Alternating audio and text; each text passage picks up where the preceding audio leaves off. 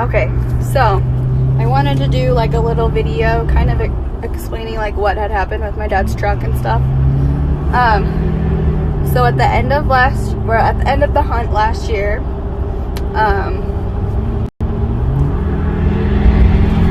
hold on, BRB, I'm gonna die. Okay, so anyways, at the end of the hunt last year, my dad packed up and headed out. Trace and I still had a week left of our hunt. I don't know, talking about it makes me, like, my family has major trauma from it. So he packed up and he headed out. And then about an hour later, I drove down to where I could get service to see if he had made it home okay.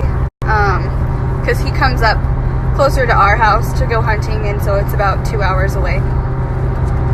So I went down to service, and I hadn't heard anything yet, so I was just playing on my phone for a little bit, and then my sister called me.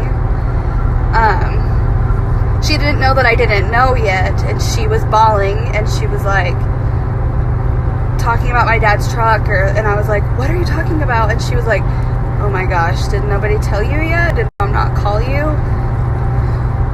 And I was like, no, what's going on? And she was like, Siri, dad rolled his truck. And so then I went into, like, I couldn't breathe. I was bawling, and I was like, okay, I gotta call mom, I gotta call my mom. So I hung up, called my mom, and I was like, what is going on? I feel like I'm gonna run out of space, so hold on.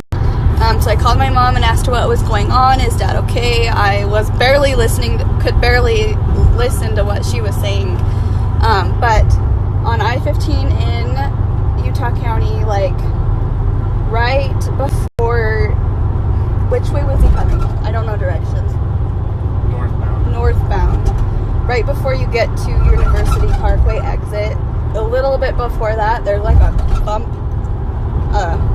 What is it called? Like a bump in the road? A dip. That, I mean, no matter where, whoever's driving, it's a big dip in the road. And his trailer started to fishtail, and he couldn't get control of it, and he rolled 2 full rolls with the truck and the trailer and the 4-wheeler.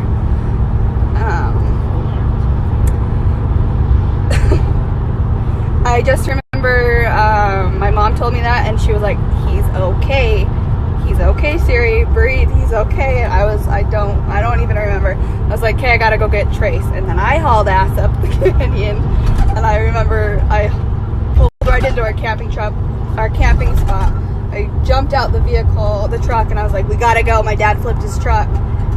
And then Trace and I hauled ass down the canyon. I don't remember the ride. I just remember staring out the window, like I couldn't really breathe. And there was so much traffic, and when we finally got to him, it was just a mess. So very traumatizing experience. My dad walked away with a scratch on the top of his bald little head, and he had some back pain, which is understandable. When the car, I'll post pictures of the wreck after, but when the truck was upside down, it landed upside down after it rolled 2 times.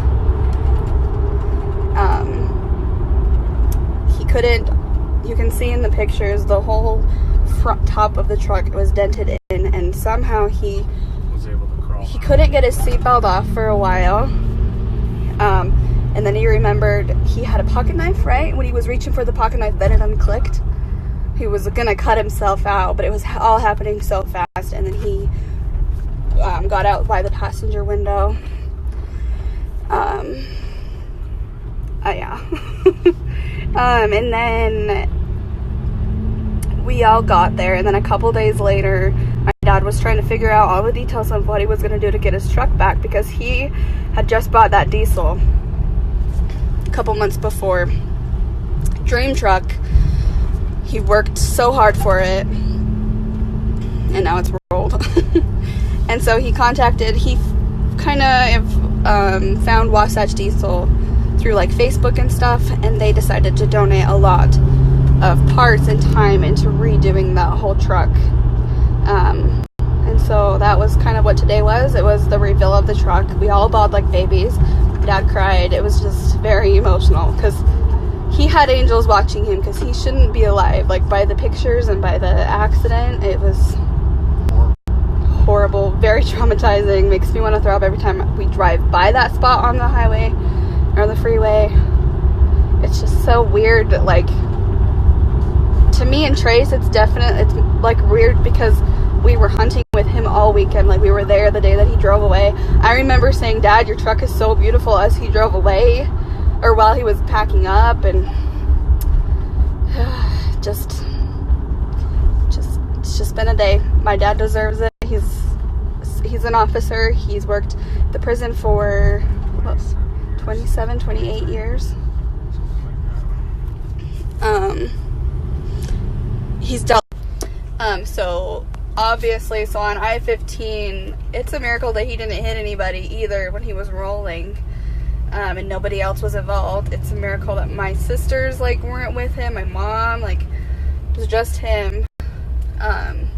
But when Trace and I had finally got there, which it felt like it took like 10,000 years to get to him, it was like traffic, and so we had to pull over and like drive along. I'll give you an example. So kind of like this, but we were driving along, like, what is that called? We were on the right side. I know, but whoa, holy crap, I don't know what I'm doing.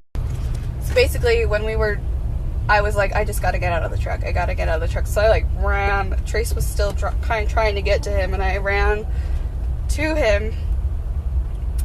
And it was like, I felt like I was running forever. And it was so, I couldn't catch my breath. I was hyperventilating.